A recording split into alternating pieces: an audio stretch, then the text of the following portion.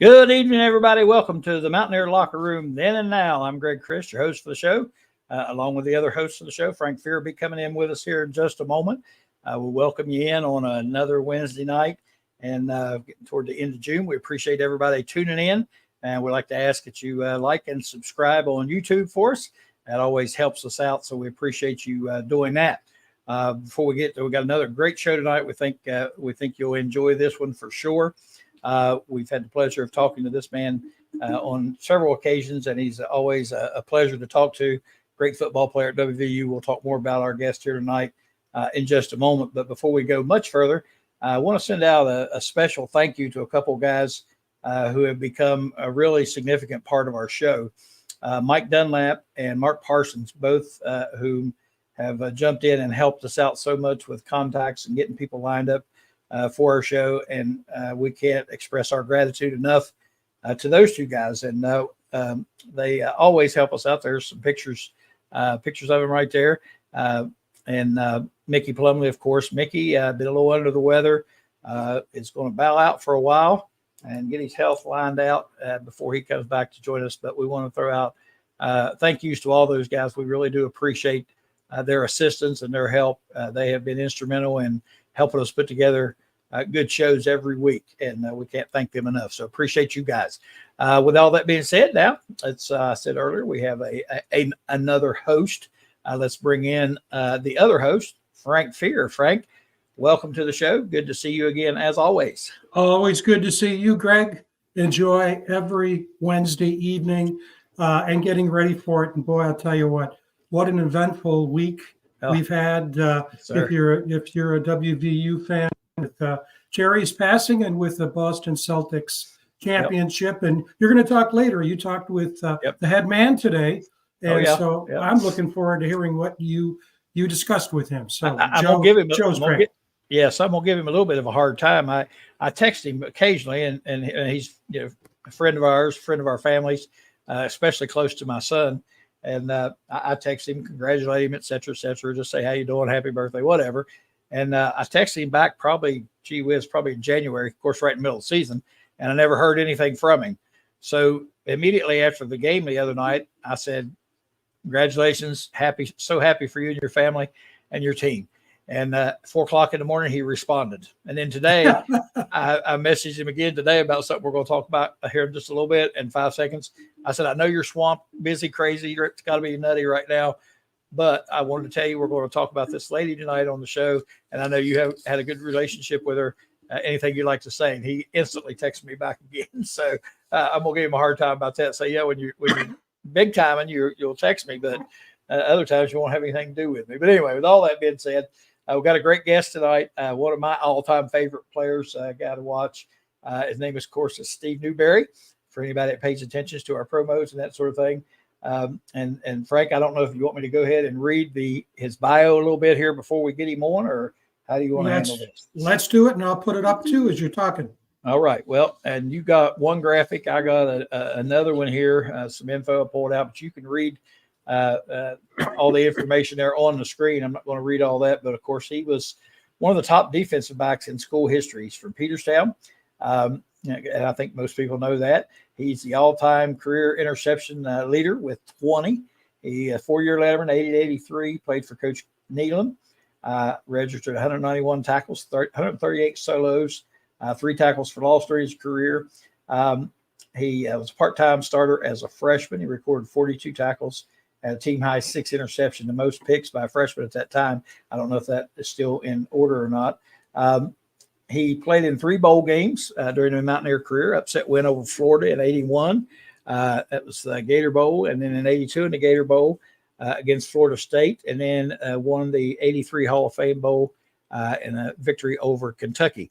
Again, he set the career interceptions record against Pacific with his 16th pick of his career.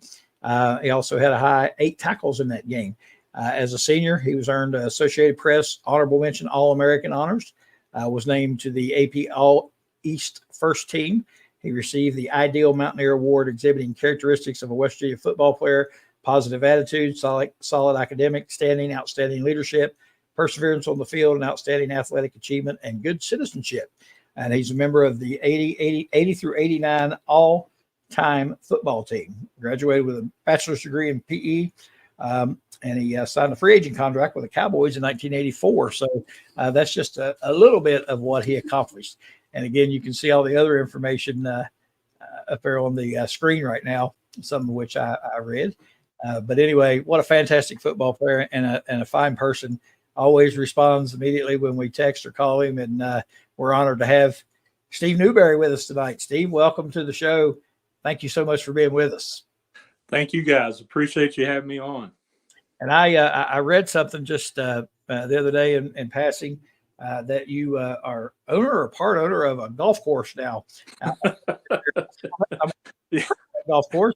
And I played on that golf course. And we used to always, when I was coaching basketball, we would always have a golf tournament every year, raise money.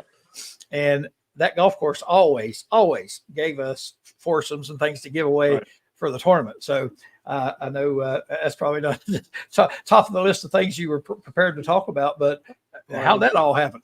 Yeah.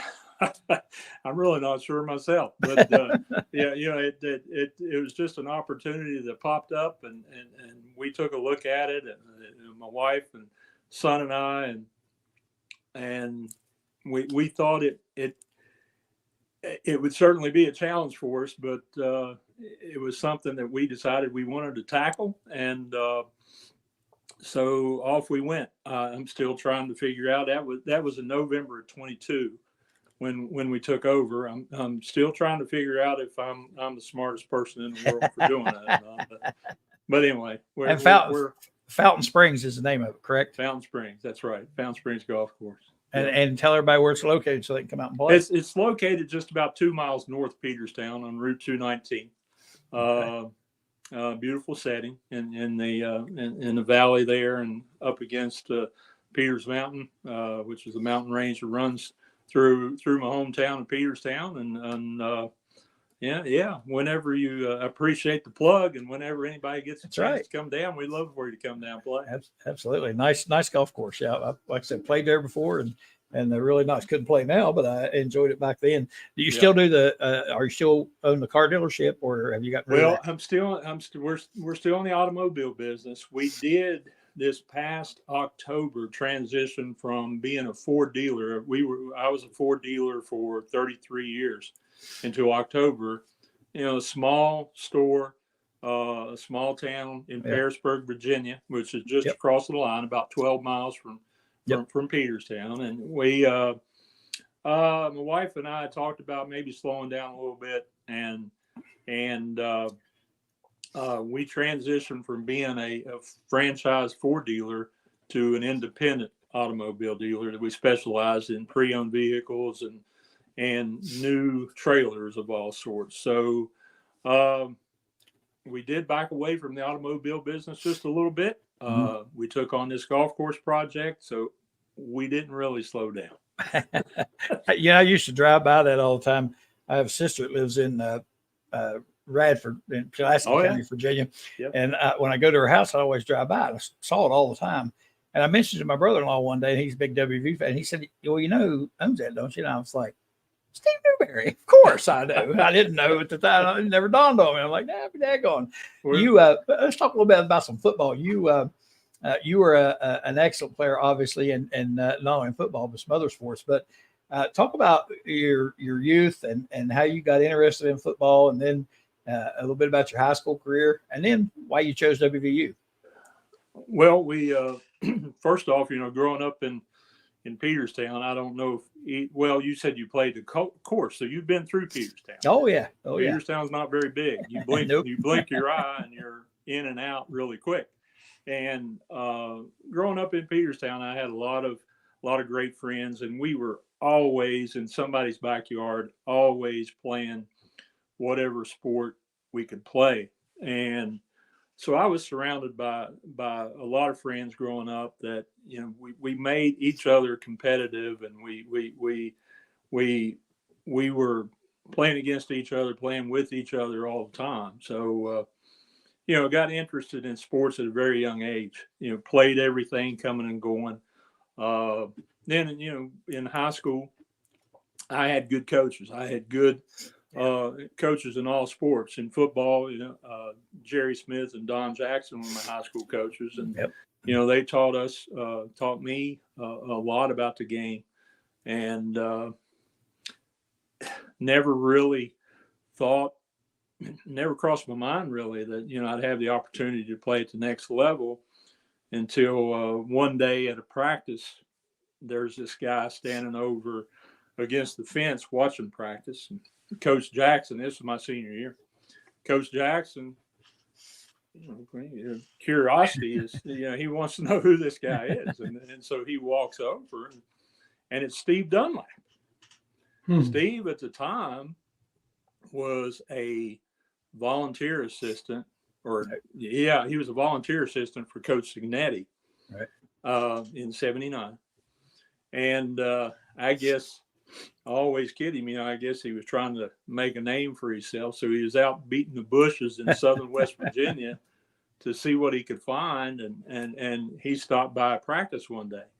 And he said that someone had told him to come by and watch me or meet me if he could. So Coach Jackson called me over and I met Steve, and he was young. He was one to make a name for himself too, and make his mark in the coaching world, college coaching world, and kind of the rest is history. Coach Signetti was still the head coach at the time, and so the recruiting process started with Coach Signetti and his staff. And I actually took my official visit to Morgantown while Coach Signetti was still head coach. And then the transition came about, and Coach Nealon took over. The recruiting process continued. Coach Nealon came to Peterstown. That was a big deal in itself. If you say something on one end of Peterstown, it's going to get to the other end before you get there. And so word was that Coach Nealon was coming to Peterstown, and he was coming in a helicopter. Wow. How that started, I have no idea. But, I think everybody in town was out around. I didn't even know. They were out in town looking for a helicopter, seeing if he was going to fly in. But him and Steve drove up, and that's the first time I met Coach Nealon, and he just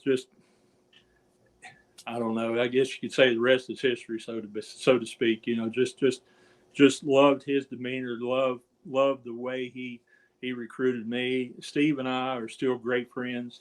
I'm just so thankful and fortunate that they decided to take a chance on a skinny kid from a small single A school in southern West Virginia.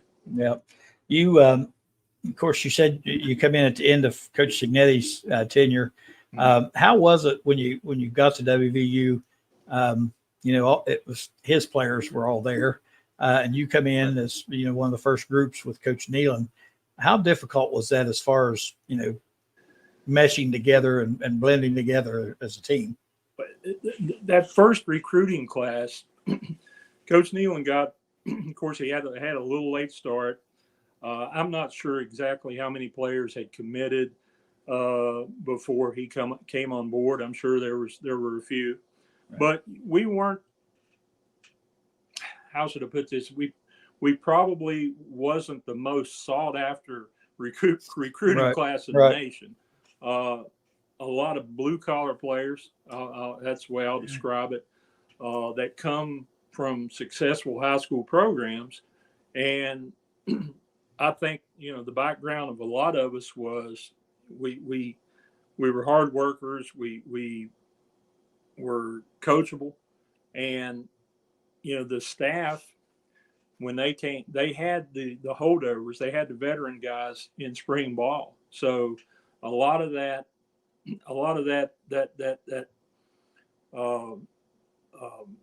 molding had already taken place during spring ball. So when we came in, just the veterans, the Darrell Tallies, the Delbert Fowlers, the Fulton Walkers, Walter Easley. I could just go on and on and on. Oliver Luck. You know, they were, of course, you know what kind of players they were. They were great football players, and they were as just as great of teammates and mentors to us young guys that were coming in. Mm-hmm. And you jumped in and actually played some as a freshman, and had a tremendous career, obviously. Talk about some, a lot of people watch these things. They want to hear about the glory days, some of the games you remember, some of the big games, some of the bowl games, that sort of thing. What's some of your better memories of specifics game wise and that sort of thing? Well, I would think that all of us that played in 1980, whether we were freshmen or seniors that from the previous that were there already, I think all of us are going to mention the Cincinnati game. Right. The first game in Mountaineer Field, new Mountaineer Field, I should say. When I went up there, we practiced in old Mountaineer Field because the new stadium wasn't ready. Right. And we kept wondering, or when are we going to get in there? When are we going to get in there? Are we even going to be able to play the first game in new Mountaineer Field? And the very first time that we stepped on that field was Friday's walkthrough. That was the first time that we stepped on that field. And just so much excitement, so much pride in having that stadium. And then on Saturday, of course, to lace it up and strap it up and play against Cincinnati with 50, whatever it was, 52,000 people. It's just an unbelievable feeling. Of course, that sticks out in my mind, probably all of our minds. But the fact that we played in some big games early on set the stage for some even bigger games soon after down the road. You mentioned, I appreciate that, Frank. You mentioned, or maybe Greg, you mentioned the 81 Peach Bowl victory over Florida, and then you mentioned the 83 victory over Kentucky. You mentioned the 82 Gator Bowl. I'm glad you didn't say anything about the result. We left that out. Yeah, I appreciate you leaving that out. But that span after my junior year, we opened up my junior year with we had beaten Florida in the 81 Peach Bowl, and then we opened up with Oklahoma in the 82 opener. And they were top 4 or 5 preseason in the nation, and to win those 2 games, I think really was a building block for the program for years to come. But personally, I grew up. Peterstown is about 40 minutes from Blacksburg, 45 minutes from Blacksburg. Personally, my freshman year, when we came to Blacksburg to play Virginia Tech, that was a special game for me because I had a lot of local people from around here, from Monroe County, that made their way over to Blacksburg to watch that game. Yeah. And I hadn't seen a lot of them since I left in July. So that was later on in the season. So it was good to see a lot of people. Yep. Steve, 2 things stand out to me, at least, about your career that I think are important for Mountaineer fans to remember or to know if they didn't see you play. First of all, your timing. I mean, you came in at a very critical juncture in Mountaineer football. And one of the things you said earlier, I just want to emphasize, because Greg and I talk about this, that Frank Signetic often does not get the credit that he deserves in terms of the recruiting. So many times when you've got those transitions, especially with Coach Nealon coming from the outside, Michigan, the cupboard's bare, but the cupboard wasn't bare in Morgantown. No. Not at all. And so that pivot point, and the other thing, and I'll throw this chart up, it's loaded with information. I'll just summarize a few things here, is that the second thing is that you came in and contributed immediately. As Greg said, it was a time when freshmen could play when they hadn't before. But if you look at your stats over those years, they're very consistent. And one of the things that sticks out is what that column, the row that says Steve Stats, is that you played. I think you only missed one game. Is that right through your entire career? Yes, that's right. I missed a Boston College game my senior year. Yeah, that's in that 1983 column. Right. Right. That's amazing. The other thing is that your stats are so consistent, not only in terms of interceptions. Obviously, you're the all-time Mountaineer with respect to interceptions at 20, and even after the years since you graduated, Aaron Beasley came close, 19, but you still have that record, and we all know that Aaron's up for the College Hall of Fame this year. But also the thing that really stuck out to me, and Greg and I have talked about this, not only the number of tackles, almost 200, as Greg pointed out, but the high percentage of solo tackles. In some cases, 70 or 80% over a season were solo tackles. And that just shows your dominance. And Mike Dunlap and I were talking the other day. You know Mike really well. Right. And he was saying that both you and Tally were on the strong side of the field, correct? That's right. Can you imagine, Greg, can you imagine being an offensive player and you've got Tally at linebacker and Steve as defensive back on that strong side? Come on. Well, Frank, I'll say this. Part of the reason why my job was easier, because I did play, 4 yards deeper than Darryl Talley and 3 or 4 yards outside of him. I'd just say, hey, Darryl, you go ahead and take care of everything up there. If we get by you, I might be able to get him. But playing with guys of that caliber and those type of athletes and players was just tremendous, and it absolutely made my job in playing my position a whole lot easier.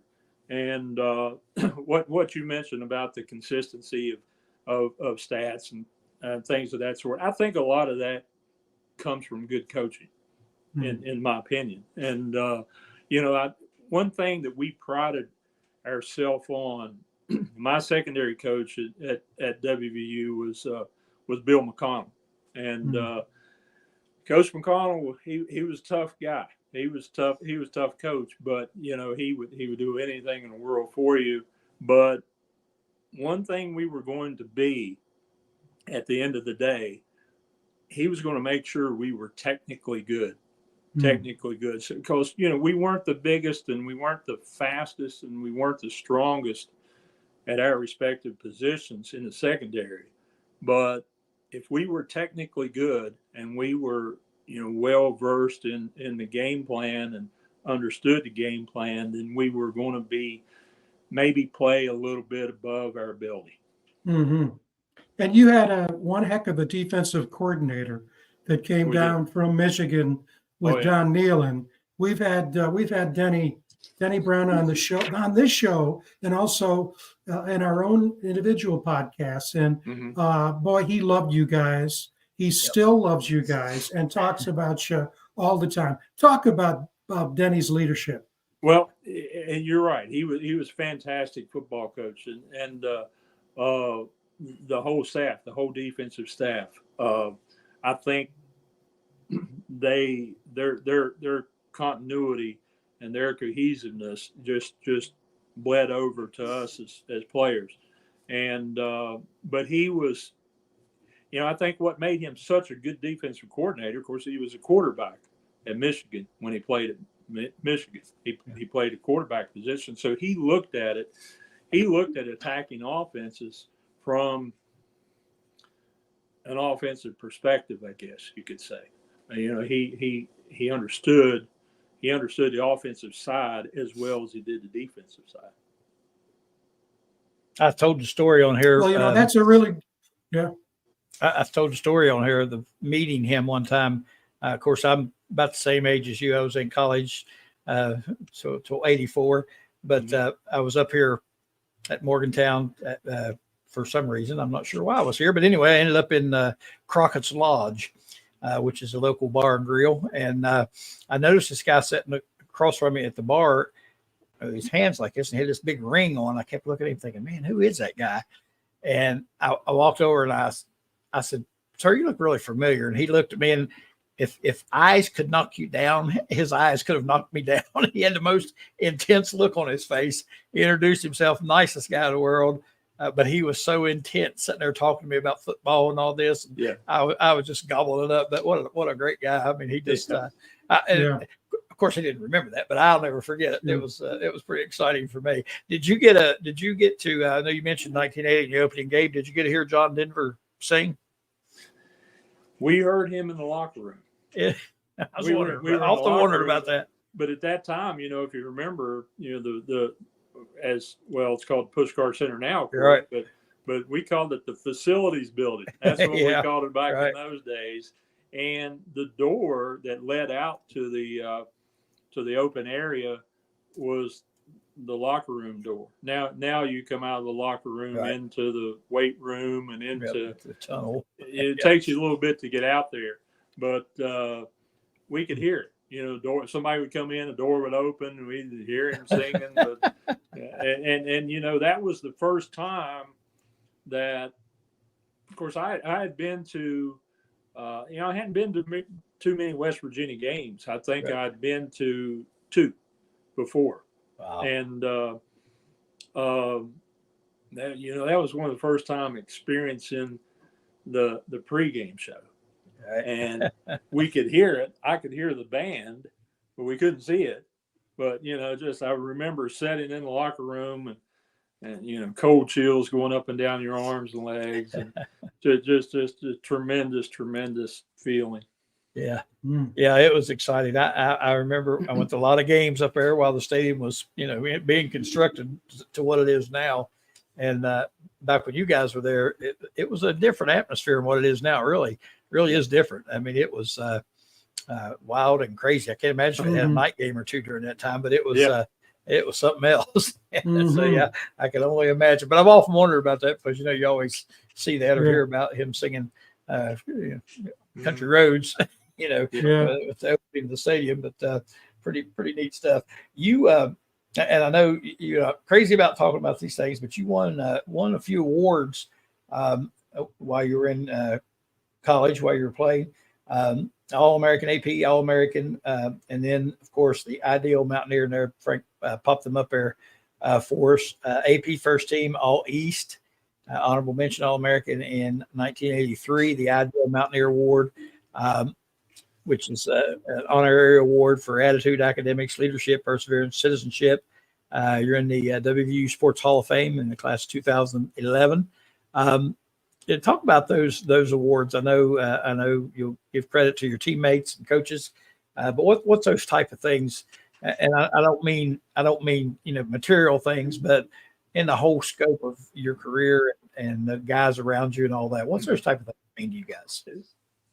Looking back on it, it's something that I'm proud of course. But you're right. I mean, it in my mind, those awards are really team awards.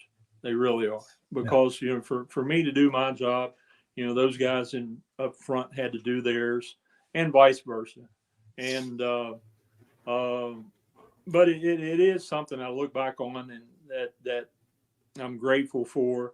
I'm humbled that that I was chosen for some of those, and it's something that hopefully my grandsons will down the road where they might say, hey, that's special. That's special. And impressively, the interception record, 20, still the record. And with the way things are today, with players transferring back and forth and leaving, and probably not going to see too many guys come in and start as freshmen and still be there when they're juniors or seniors. What about that record? You think it'll hold up? Well, who knows? I've said for years. I said somebody's going to break it. I've been asked that question hundreds of times over the years, and I said, well, if it's broken, if somebody does break it, that means that we got another turnover. Yeah, that that's means right. that chance we might win. And hopefully it was against Pitt and we won the game. Right? That's what's important. That's right. Might be in the national championship. I don't know. But there's another guy on that list, I think with 15, 16 maybe, that comes from my hometown, Tom Pridemore. Tom Pridemore, yeah. Yeah. I grew up watching him. He was a good one. I had the opportunity to meet Tom years ago, and going back to Steve Dunlap, he would talk about Tom Pridemore a lot. And he would talk about the similarities, me growing up in Peterstown and Tom growing up in Anstead. And, he built off that and talked to me about the opportunities he had to play at WVU and beyond. And, he was a really good football player. Yeah, he was. Yep. And this is one of my favorite pictures. Actually, the reason I like it is not only you're in it, but that Colorado State player is looking at you. I think that was your very first interception against Colorado State in your freshman year, and he's got that look on his face. Well, actually, Frank, no, it Cincinnati, but it wasn't the first one. Yeah, but I tell you exactly that play. A gentleman from Bluefield years ago, they had the coaches' caravan dinners where they would go around the state and have the dinners, and they had one in Bluefield. They used to have it every year.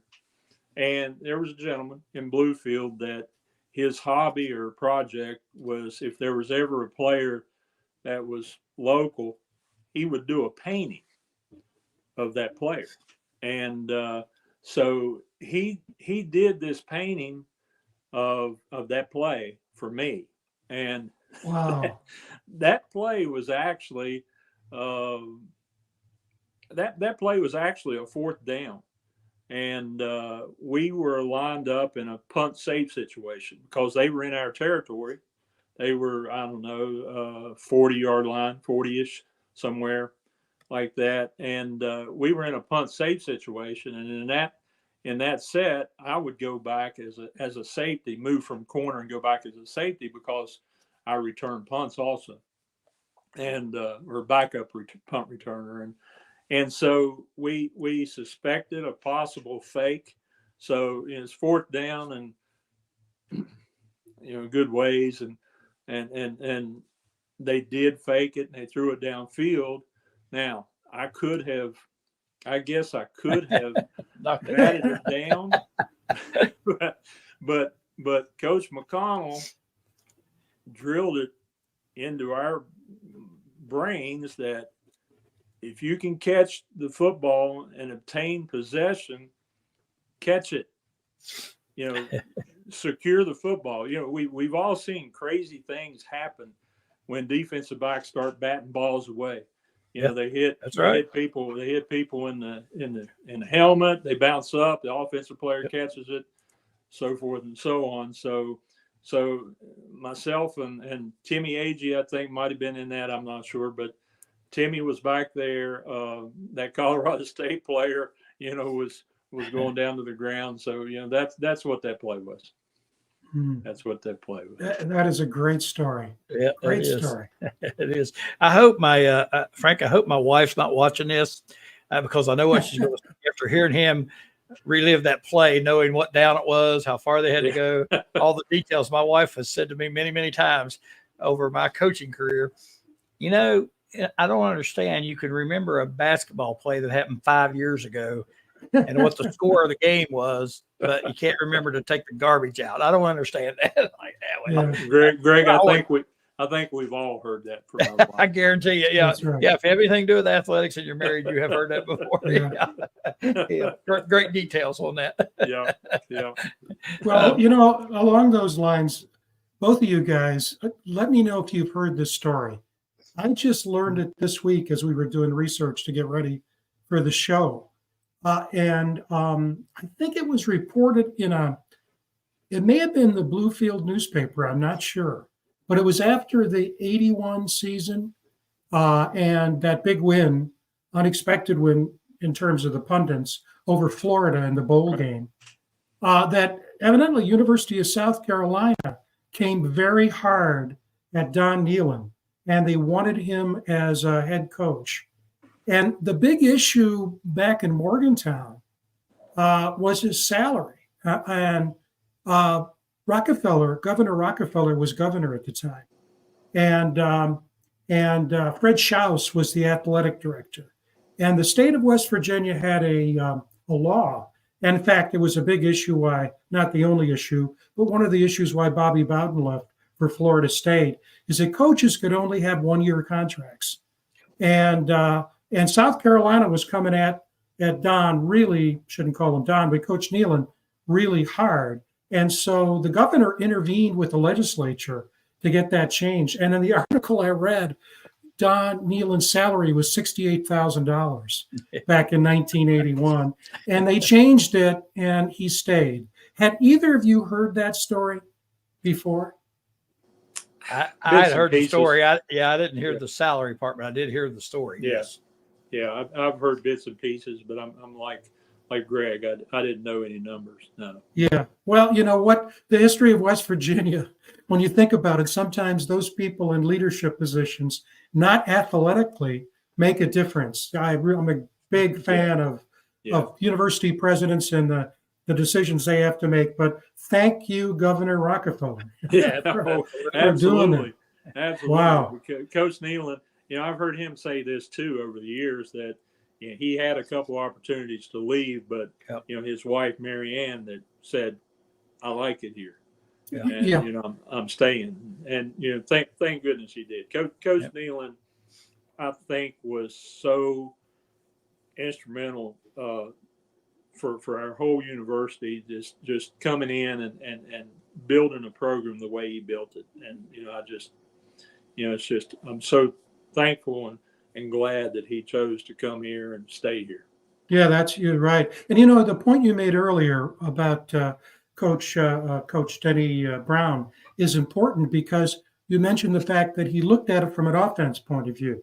Well, a lot of people talk about this concept of crossovers, and he was an all Big Ten quarterback at Michigan. Yeah, I mean, right. I remember growing up and watching him, and he was gritty, determined. I think a lot of players, Greg, got that same look that you got up in Morgantown. I mean, nobody was going to stop him, and what he did. And some of those Michigan teams couldn't stack up with the teams we know of today. But boy, he willed those teams to win, and he was a crafty quarterback, a smart, crafty quarterback. And to think about Don Nehlen then appointing him as defensive coordinator. That's that crossover. So if you're going to be a defensive coordinator, who better than to know what offensive minds are thinking? Right. So your point's an excellent one that oftentimes gets lost. Right. I agree. Did I lose you guys? I don't know. No, I think Frank's got a little bit of a delay. I think is what's happening. You look at coaches like that back then, and one of the things that I heard, aside from the fact that lots of teams were trying to get Coach Nehlen, pull him away from West Virginia, and I don't know how many times over that 20-year span I heard. Back then I was a huge fan. I mean, I listened to all the talk shows, I read all the articles, listened to everything. How many times, and I can't recall how many times he rejected pay raises so he could pay his assistant coaches. All the assistants, yes. Yeah, and he didn't have a lot of turnover there, and I think that was another thing that really solidified the program and kept it at a consistent level because there was that consistency of coaches there, and he apparently turned down numerous pay raises to make sure his assistants were getting paid good money. And that wasn't ever that challenge was before him all the time. Yeah. And I know this from experience that You all remember Chad Johnston? He's from my hometown here, and we're really close. And Coach Nealon and Steve Dunlap was recruiting Chad, and they were coming down to watch a basketball game of Chad's one night, and they came to the store. They came to the dealership first, and then we were going to come to our house, and my wife was going to fix us dinner, and we were going to sit and catch up and talk, and then we were going to go to the basketball game and watch Chad play. And when they got to Pearisburg, when they got to the dealership, Coach Nealon, Dunlap comes in, and we sit and we start talking, and Coach Nealon goes into another office. He said, "Can I use an office?" He goes in another office, and what he's trying to do is keep an assistant because, another school's coming after him. Yeah. Obviously offered him more money. And I don't know who that assistant was, but I do know that that's what the conversation was about. And, it's a challenge that's in front of them all the time, trying to keep people. And, the more successful they are, more people's going to want them. Absolutely. Yeah. Absolutely. And that applies to players now. You think you think about Jeff back in the day. That's a different story, isn't it? Yeah. Well, think back in the day when Jeff Hostetler transferred from Penn State, he had to sit out a year. He wouldn't have to do that. Right. And I'm talking about Jeff. I don't want to bring up bad memories, but I do have a clip video. And the reason I picked this clip, and it's from the Gator Bowl against Florida State, is that in the old days, and it was Al Michael who did the announcing for that game, they would put all the names of the players up there. So it's a short clip, and just pick out a few players as we go through here that you might want to talk about. It's only lasts about a minute. I'm sorry for the quality of this clip because it's a copy of a copy, and obviously the game was 1982. But this is here it is. It rained so hard, Frank, that you couldn't tell what was going on.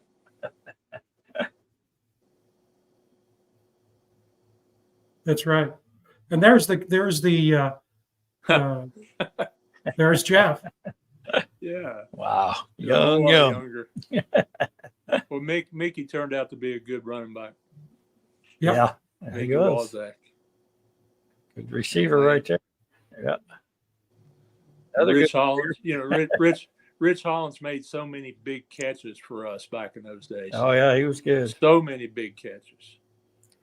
Yeah. Some pretty good lineman there too. Pretty good. And Dave Johnson, when I came on, Dave Johnson was a tight end in transition to become a center. Kurt Keel and I came in as freshmen together. And all Mark Rao did was just catch passes everywhere. Yep. Played so solid. Yeah. Now this clip's not going to have me getting beat or anything, is it? No. In fact, it ends with a great play on your part. This was a sure touchdown in the end zone, and you knocked it down. It looked like offensive pass interference.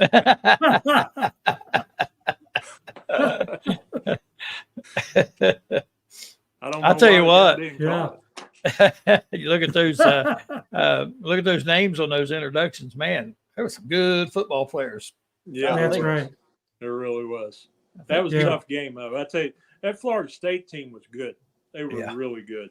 One of the receivers that I ended up lining up against a lot was Jesse Hester. The older one, not the younger one. Right. But they had some talent on that football team. Yeah, they were good. Yeah, they were good. That's for sure. I think people kind of forget about, even me, being the fan I was. I mean, when I see the pictures, I remember the names. I remember all those names, but I don't think people realize how good of football players we had in that stretch right there. I think they kind of focus on, Major Harris and 88 and those types. They don't think about prior to that. And some of these players we had are really great football players. We really did. Yeah. We had guys that went on to have really great NFL. Yep. Fulton Walker. I see Fulton there, and Yeah. Fulton took me under his wing too. I was a freshman defensive back, and Fulton was a senior, and got the opportunity to play with him that one year, and he helped me a lot. And Fulton was a great athlete. Yes. And he had a decent career with the Dolphins. He had a pretty daggone good career. Yes, he did. Yes, he did. Didn't he return a touchdown for the Dolphins? Maybe in a Super Bowl? I think it stood as a record for a while. I don't know if it still is or not. 90, 97, 98 yards in the Super Bowl. In the Super Bowl, yeah. Yeah, sure did. Yeah, one of the other things that strikes me about this table is that first row under record. Frank Signetti, he went on to he's now in the College Hall of Fame for the great work he did at Indiana University of Pennsylvania. But as a Mountaineer head coach, he never had a winning season. Now, Don Nealon comes in playing with Frank Signetti's players for the most part. Those 4 years, no losing seasons, 6-6 to start, and then 9-3, 9-3, 9-3, 33-15 over your career. If you think about it, if you think about where the Mountaineer program was and how quickly the pedal, went down to the metal, it's quite amazing. And also with the thing that struck me, I wasn't on campus at that time, so I was watching from a distance. The grit of those players. When you think about the image of the Mountaineer football teams we like to have as blue collar, even if you beat us, you'll remember you played us kind of players. Right. Those were your Mountaineers, and they were really good skill players. I mean, Woodside, what a great kicker he was. And it's just you go through this and you go, what an incredible decision. And I go back to what I said earlier about picking Don Nealon off the Schembechler staff and bringing Denny Brown with him, not hiring from within because Frank Signetti was an internal hire. Those are, and I think that John Antonik would say the same thing that I'm going to say now. Those are the decisions of which history are made. Yeah. Oh, I absolutely agree. And it really is. And, they're just a lot of that probably had to do the players that Coach Signetti brought in. It had to do with just development. They matured physically and mentally over the years, and whatever Coach Nealon and his staff brought to the table was just that magical touch, or you could say. We have a question for you here from the executive producer of our network. Okay. Can you read it there? You should be able to read it. I have a question. But football, basketball, and baseball, not only that, but I think you were an All-State in all three. What led you to football only? Great question. That is a good question. Baseball was my favorite sport. And I was what led me to WVU was that I had finished the football season, was being recruited, and realized that I had the opportunity to play at a Division I university. I was recruited primarily by Division I wise. I was recruited by West Virginia, Virginia Tech, and Marshall. I took official visits to all three. Basketball was the next sport. Baseball followed that. So I think it was just the fact that the opportunity was there. Again, I keep mentioning Steve Dunlap, but Steve, I trusted him. I believed in him. Coach Nealon came in and he came and visited, and the same thing. My trust grew in him, and I believed in Coach Nealon. And Steve Dunlap told me, he said, listen, he was trying to sell the staff on me because of my athletic ability, not necessarily because, I was a skinny, weak kid that didn't know anything about lifting weights. But I could run and jump a little bit and catch. And I think Steve saw that and said, I'm recruiting the athlete, not necessarily a defensive back or receiver or running back or whatever, but I'm recruiting him because he's got a good work ethic and he's an athlete. So I think to answer the question why I chose football and why I chose WVU was for what I said, and just that it was in that order, because I had the opportunity.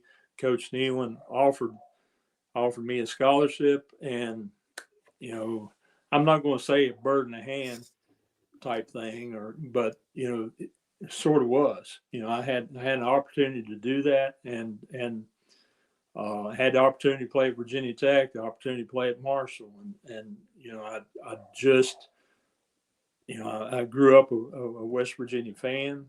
Didn't get to see many games, but I would listen to them. And I remember Kerry Mulberry, on the radio returning a kickoff. What was it, 101 or 102 yards? I remember those things. They were ingrained in my mind, and just every chance I had to read about them, but a chance to play for my home state university and represent West Virginia, I just thought it was a chance that I shouldn't pass up, that I couldn't pass up. Wow. Well, you made the right choice. We're glad you did. Absolutely. Absolutely. You, I'm sure you still follow the Mountaineers closely. Let's get your thoughts on, I think we all have the same thoughts about the state of college football right now, but get your thoughts on the Mountaineer program right now. I really like this program. I really like Coach Brown. I like Coach Brown. I'll tell you a quick story about, if we have time, I'll tell you a quick story about Coach Brown. First of all, what he had to endure when he was hired as a head coach, I think I can't imagine having to go through all that with the pandemic and you mentioned earlier, Frank, about Covered Bear.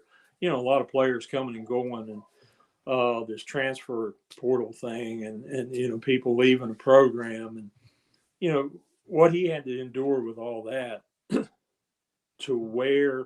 to begin with to where the program is now.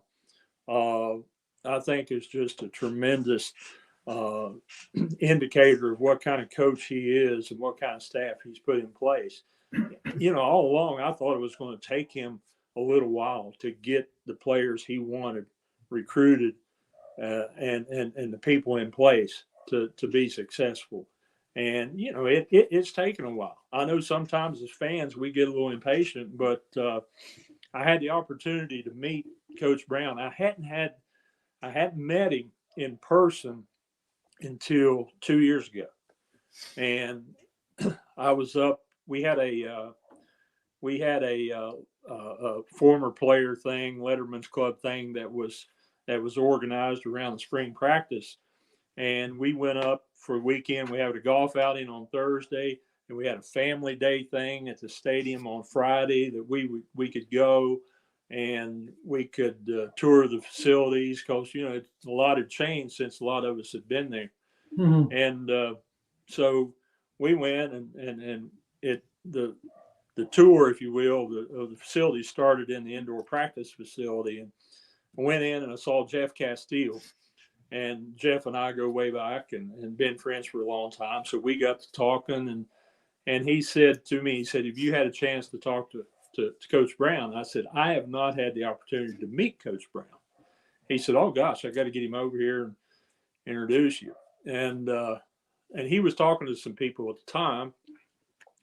And when he finished, Jeff hollered at him, and he came over. He said, Coach, I want you to meet Steve Newberry and his wife, Lynn. And he said, it's Coach Brown. He stuck his hand out. He said, Steve Newberry. He said, one of Coach Nealon's early recruits. I said, yes, sir. And he said, Coach is not doing great physically, but he said, mentally, he's sharp as tack. I said, oh, I know. I said, I've talked to him a couple times. He said, and Coach Brown went on to tell me that he had him over for a coach's clinic, and Coach Nealon spoke to the coaches, and he immediately took over the room and started talking X's and O's and started talking about pursuit angles. Well, when he said pursuit angles, I started to smile. And I said, is he still telling that story? And Coach Brown said, yes. He said, Oklahoma, 1982, right? I said, that's right. And, I told you that story about Coach Brown, not that I was impressed that he was meeting me and he was talking about Coach Nealon talking about me. What impressed me was he didn't forget that. Yeah. He heard my name one time, and then when we met, he thought of that story. Yeah. And I really like him. There's a lot about him that reminds me, and a lot about his staff that reminds me of Coach Nealon and his staff when they came in. Yep. That's right. And I've always heard this, and I had the opportunity to coach high school football for a few years as an assistant coach. And, I heard somebody say one time, said, I measure a coach by simply saying, would I want my son to play for him? Yeah. And, I believe I would, personally, I believe I would. Yeah. And I really like the direction the program's headed. This last season, ended up and winning the Mayo Bowl down there like we did against North Carolina reminds me a lot of that 81 win against Florida. And now we're going to open up with Penn State coming up. Yeah. That's right. And we got a chance to be. It's got a chance to be a special season. Yeah. That's right. There's another question here, but while you're reading that, the guys that I spend a lot of time with who played under Bobby Bowden say they remind him. Brown reminds them of Bobby too. So when you think about the link to Don Nealon and Bobby Bowden, and then Jim Carlin, throw him in, boy, how can you do any better? Yeah. So what was the hardest thing about road traveling and preparing for a game? For me, just being out of your normal routine, normal element. I personally, I always liked to travel. For some reason, I liked playing away games. I mean, I love playing at Mountaineer Field, but I also like playing away games for some reason. I don't know what it was. I don't know if it was just the opportunity to play in different stadiums and be in different atmospheres. But the hardest thing was just not being in your normal routine on a home game. Of course, we didn't stay in our dorm room when we were at home, but we were at Lakeview. We were at the same place every Friday. We did the same thing every Friday, and the staff tried to replicate that on the road. We always got there. We went straight from the airport to the stadium. We practiced. We went straight from practice to dinner, and we ate the same thing, and we watched. We ate the same dessert because Coach Nealon liked ice cream with chocolate syrup on it. And we met and watched a movie, and then we had position meetings with our position coach in the hotel room. So it wasn't too much. It wasn't too different than being at home, because we didn't stay in a dorm room when we were home anyway. But that was the toughest thing. Just moving everything and not being in the same place that we were at home when we played. We're running a little short of time here, but I do want to ask you another question here about Coach Nealon. Do you still stay in contact with Coach and some of the former players? Every chance I get, we talk to Coach. I was coming home from Pearisburg one evening, and with my Southern West Virginia dialect, my voice activated thing on my vehicle didn't understand who I was trying to call. I pushed the button and I said, call such and such, and it said calling Coach Nealon. I said, oh shoot, and it's about 6 or 6:30 in the evening, and I'm trying to hit the button, and I said, wait a minute, I need to talk to him anyway. There you go. So I just let it ring, and he answered on the first ring or two, and we ended up talking for about 45 minutes. Oh, that's great. And, he just a wonderful person. Love him to death. Just kind of like that father figure away from home when we were there. And he would he'll take your call anytime. His door's always open. And I try. I was up for his induction this past year, and that was a great time. We probably had, I don't know, a couple hundred former players that came back.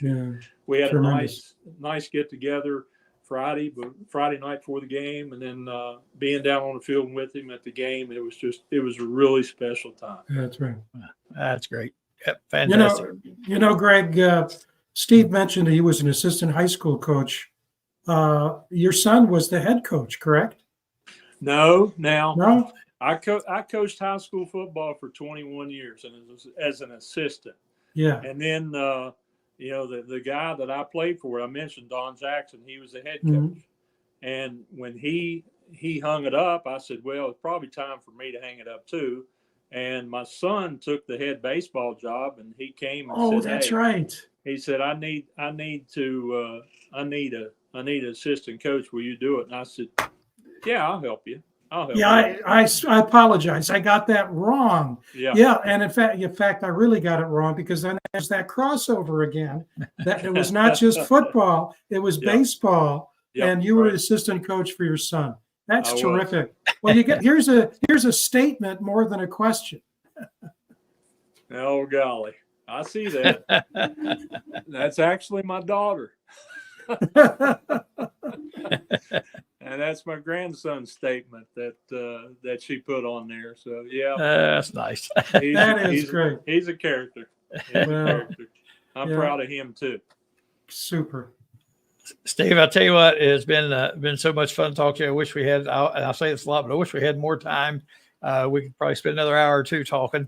And I know how nice you are about this, so we're going to have you back on. So we can talk some more. It's been fantastic. We really have enjoyed it, and we can't tell you how much we appreciate you kind of late notice coming on and joining us. It's been fantastic. I appreciate you guys. I really appreciate you having me on. I enjoyed it. I'm glad Mike called me. I got a chance to talk to him for a while. I hadn't talked to him for a while, but yes, anytime you need something, let me know. Awesome. Thank you so much. Okay. Great talking to you guys. Great talking to you. Thank you so much. Bye-bye. Fantastic. Frank, again, when we have these guys on, these former Mountaineers, I said it's the thing that always blows me away is the type of people they are and have become in adult life. It's just fascinating. And he's another example of high character, obviously, and a great football player on top of that. It's a lot of fun, man. Yeah. I mean, what you just said, it has a lot of meaning to me, because, we both know the name of the game is winning. Right. And fans are concerned primarily about their athletic teams, who they're recruiting, and can they win, and will they win, disappointed when they lose. Right. But there's a context and a subtext. And the thing that strikes me over and over again is the quality of these players, not just in terms of their ability on the field, but the capacity off the field. And, we had an opportunity this past week, again, because of Mike Dunlap's doing, an opportunity to interview Willie Akers. Right. By the way, that's up on the network for anyone who wanted to see it. It's about about 45 minutes long. Willie was Jerry's teammate, his closest friend on the team, and during that telecast, Mickey Plumley, who was with us, referenced an article by John Antonic, and I think, and let me put this a little bit bigger so everyone can see it. This is what John wrote about Jerry West. And, you think about a person who made such an impact at West Virginia, came from very difficult circumstances as a youth, and then, was a world beater as an NBA and a terrific executive in the NBA after. Let me just read this. For everyone out there in the Mountain State, this is John Antonic and beyond, who are reading this. Do yourself a favor and study Jerry West's life.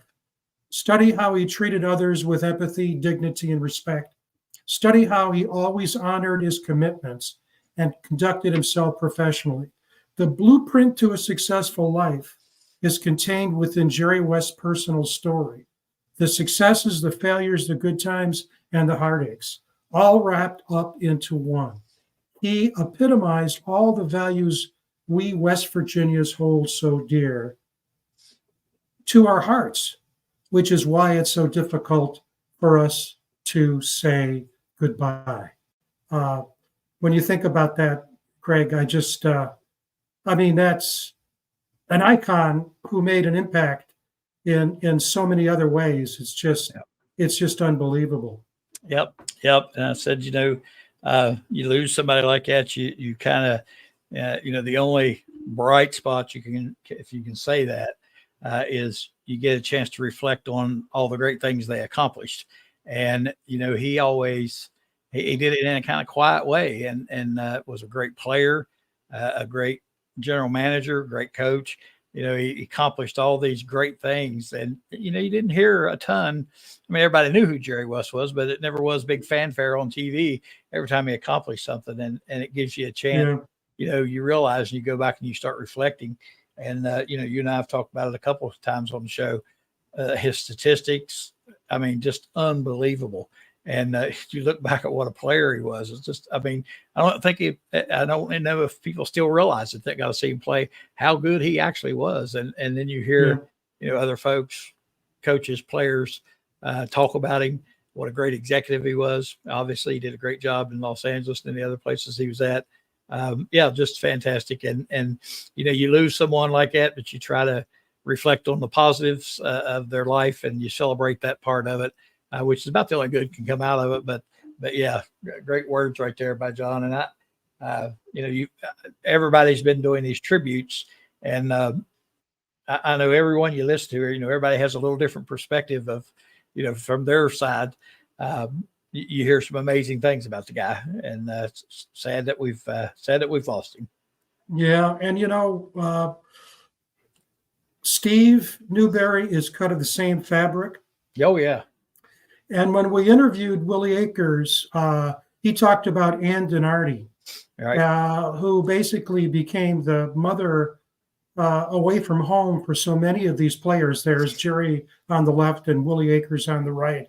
Yep. And we were talking this afternoon about the fact that with Coach Joe, there was an Ann Donardi in his life too. Yep. Here she is, Dr. Carolyn Atkins. And this is something else that I think West Virginians can be very proud. They may not know what SASO means. This is from a photo from 2016 at a conference that Dr. Carolyn Atkins, professor, now Professor Emeritus, Special Assistant Ambassador to the President, Gordon Key. That stands for Student Athletes Speaking Out.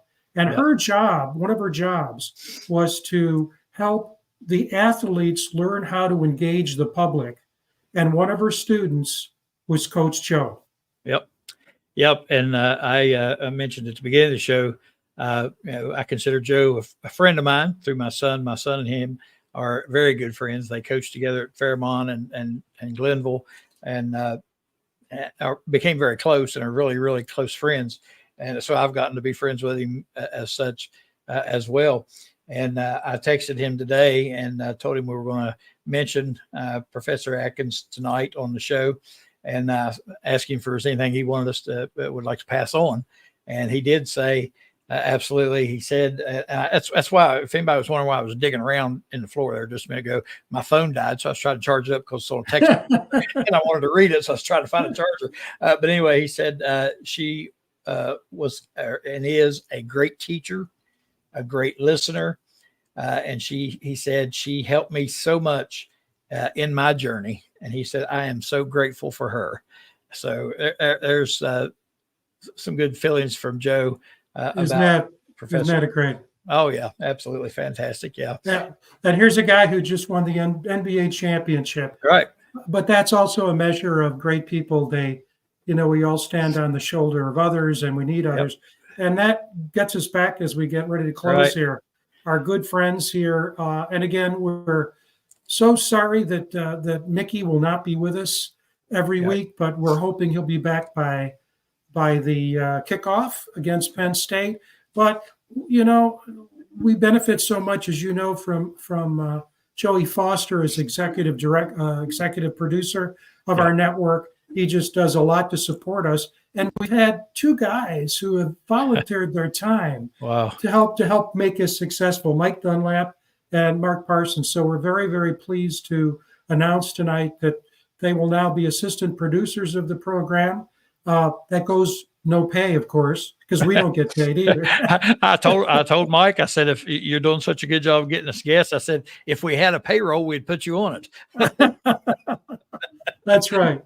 But Mike's been so helpful in terms of guests. Mark has too. His primary role has been to promote and to post about the show, but he texted me the other night and says, "Hey, I just talked with Mark Bulger. He wants to come on the show." So we'll have courtesy of Mark.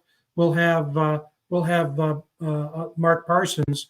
We'll have Mark Bulger with a C, not with a K. And one interesting point about Mark Parsons, Frank, is he's responsible for getting you and me together. He was the one responsible for that. When the book came out, Mark was contacted. He jumped right on it, and he said, "You've got to meet Greg Christ."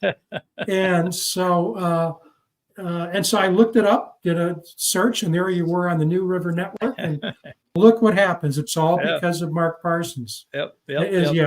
Those guys are great. Yeah, they like I said, both of them. It's amazing.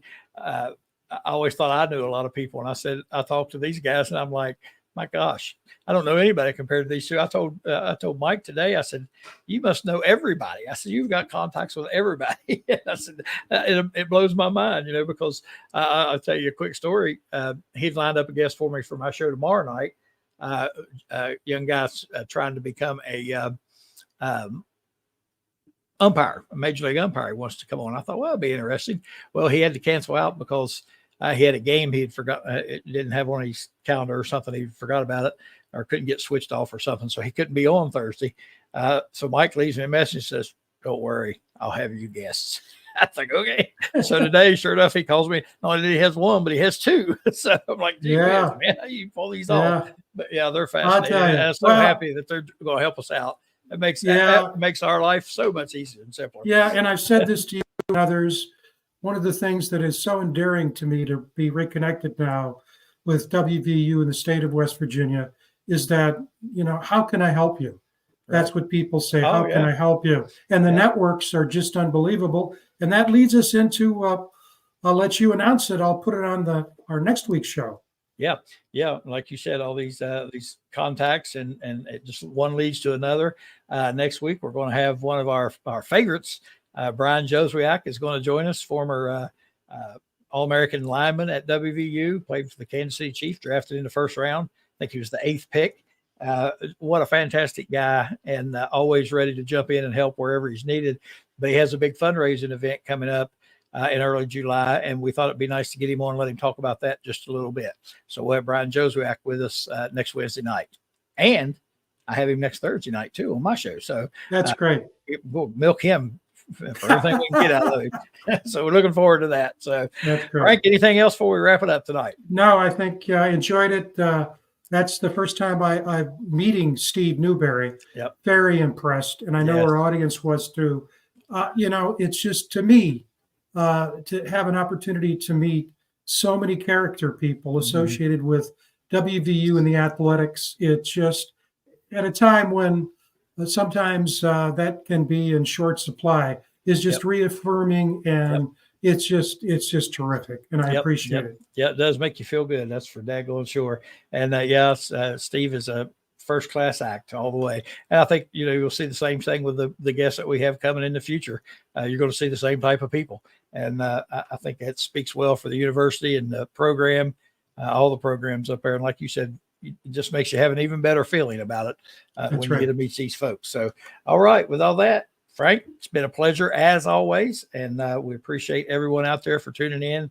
Thanks again to Steve Newberry for joining us. Fantastic guy, great football player, and good interview. You can just tell he's a good person just by listening to him talk. And we appreciate him so much for coming on with us tonight. We thank all of you for watching. We look forward to coming to you again next Wednesday night. So good night, everybody. Take care.